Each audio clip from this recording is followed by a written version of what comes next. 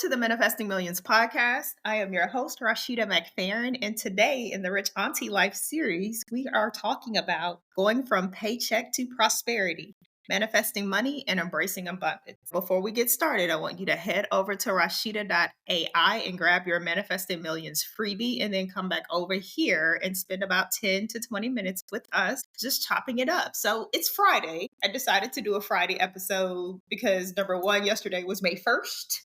2025, for real, like we are almost halfway through the year. That's so crazy to me. I just wanted to come on and do a special Friday episode because I've kind of been in this groove. And as topics are coming across my path and coming up and we're creating, I get inspired to do stuff that is off the rip. I like to go ahead and get it done. I was talking to a colleague the other day, and we were talking about money mindset, money beliefs, how people approach money, and things like that. Because what? That's what I do, right? I work in money. I'm around money. I am money. Everything is always about money when it comes to me. And I made this statement to her that you do realize that if you make $100,000, $200,000, $300,000 a year, for you, that's income. But for your employer, you're a line item on their balance sheet. So you're an expense to them. And she kind of looked at me kind of crazy, but the reality is that's the truth. Every job that someone has, you're costing someone money in order to have that job. Now you produce a product, which in the end becomes a result that contributes to the company's growth over time. Yes, but if you really think about the way the system is set up, people having jobs are tied to debt for employers. I just find it interesting that we have so many limiting beliefs around money, around debt, and how we approach it in life. When it comes down to it, at the end of the day, you're just a line item on a bank balance sheet. I remember when I was going through banking school, and the biggest expense for my CEO at the time, he used to complain about the fact that he used to pay so much money in wages. But at the same time, there was nothing he could do about it because he couldn't run the bank without employees. So even though we're a line item on our boss's balance sheet, and technically to them, we're seen as an expense and an asset at the same time, because it's kind of like a catch-22. It's an expense to them, but in order for them to get the result that you produce, you become an asset. You have to shift your perspective in regards to attracting wealth daily and understanding that, yes, you may be a line item on the balance sheet, but you have to break free from the limiting belief of just having a job to be the gateway to your endless opportunities. And I thought like this for so long. I think I mentioned in the last episode that I was fixated on the fact that my wealth in regards to building assets, I thought would always come from corporate America. Like I was fed that information. I was focused. I was in the zone. And for 18 years, that was the path I took. The reality is that there is not just one way to get there. Then what happens as we're going to work for corporations? They like us to sign all of these NDAs and non-competes. And so it ties you into a box with only working for that company, because technically you can't get a job because you're contractually bound to them. For years, I could not speak. Like when I started this podcast for February 2024, this is the first time I've ever been able to speak openly about what I've done for the last 18 years, the work, the client work, what kind of assets I've dealt with, because I've always been bound contractually to the institution that I was working for, that I could not speak about anything. It's been, in a sense, a way of getting freedom. We are constantly taught to believe that our worth is tied to a paycheck.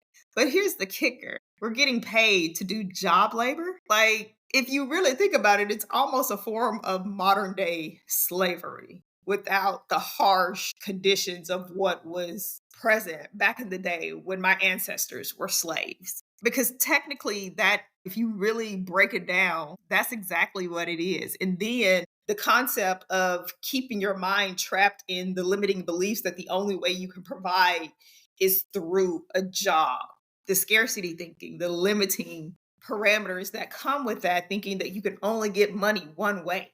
I've tried my best in my parenting journey to teach my son that there are multiple ways that you can get money. I grew up in an entrepreneurial family, watching people work on the farm and then watching them get regular jobs to sustain the main job that they had. And then watching the next level, which is the baby boomers, which are our parents in Gen X, watching them go to corporate America and the whole transition. And now, which spans across pretty much 20 years, 1980 to 1999, we're in this interesting space of taking all of what the previous generations did before us and having the beauty of technology speed that up, minimize it, and be able to get a better output of the result because of the fact that we're at the dawn of this generation of newness in regards to technology.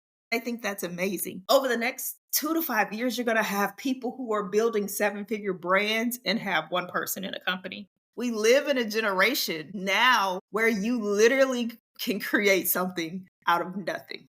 We have to learn to shift our mindset from scarcity to abundance and recognize our true value, which is what's within us that can be shared, that can make the world a better place. And so you can start manifesting money and align to your highest potential from that place of intuition, from that place of alchemy, from that place of knowing your highest value is not just tied to a traditional paycheck.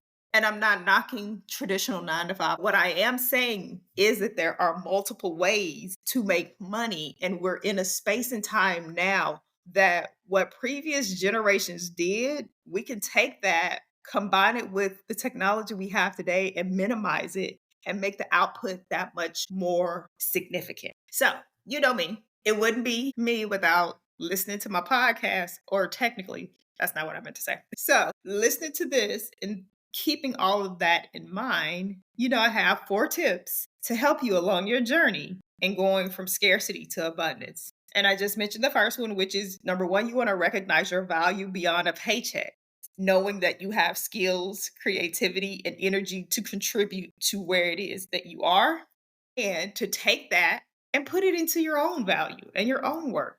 Number 2, you want to shift your mindset from scarcity to abundance, meaning that you're not going to think that there's not enough. You're going to start thinking that there is more than enough. And I just have to find the way to align my actions to the more than enough so that it flows freely into my life. Number 3, you're going to create multiple streams of income based on you and what you do best. Do not listen to all these folks on the internet saying that you need 10 different businesses. That will drive you crazy. Find something that you do well that you can devote your time and energy to on top of your job and put your energy into that. For me, mine was real estate. I always had my main job, and then I always had my real estate license tucked somewhere close by in case I needed to activate it and pull it out and start using it. And I did that back in 2018, 2019. Find something that you do love to do and then do it. And on top of that, another thing was investing. Investing was always a part-time passive thing that I did on the side that I devoted just enough time to get just enough of a return until I started taking it seriously when I got in my 30s. Having that skill has paid dividends a million times over. I cannot express how significant that skill. I didn't know anything about what I was doing. I didn't. I lost a lot of money. The fact that I lost that money taught me to be more conscious of how to manage money and figure out what I was doing so that I wouldn't be in the markets losing money every time I made a trade. You have to understand that there are more than a few ways to learn how to earn money. And the more freedom you have, the more you can align with the concept of being on the frequency of abundance. Number 4, you want to take a line action and stay consistent. Commitment. I know people get scared because they're commitment foes, but you have to find something in this life that you are committed to in order for you to get a solid return. Manifesting money is not just about thinking positively and affirming and sitting in a yoga pose. If you've learned nothing else from the time you spent with me over this last year, you know that manifesting millions is about making money work for you. You have to put action behind it in order for it to come. I know we live in the age of the soft life. I just don't want to do anything. I want to have everybody pay me because I am me. Great. But in the process of being you, you're going to have to work to get something in this life, period. It may be a day that comes that you can get something for nothing, but I ain't found one of them days yet in my 44 years of being on this earth. When you do find that child, let me know. Put me on because your girl gotta like what? Put me on and holler at your girl. 'Cause, hey, I deserve to get paid for existing too. So give me the secret that nobody else in this universe has found out, okay? But you have to take action and stay committed to it until you get a tangible result. Another thing is like you can't wait for stuff to come to you. A few years ago, I took the human design thing because I took this course. I think it was Epically Aligned Bootcamp. Had never heard of human design. It came back that I was a 1-3 projector. And then I started reading the explanation of the projectors, and it said that we wait for the invitation. And I was like, wait, I don't know what you're talking about, but I don't wait for nothing. Do you hear me? Um, I've never been one to wait on stuff to just magically appear. I've been more of that person that's always been like, what are we waiting on? Can we get to it? So me having an assessment telling me that I'm supposed to sit there and wait on people to give me an invitation to do something? Yeah, that is no, I'm not falling for it.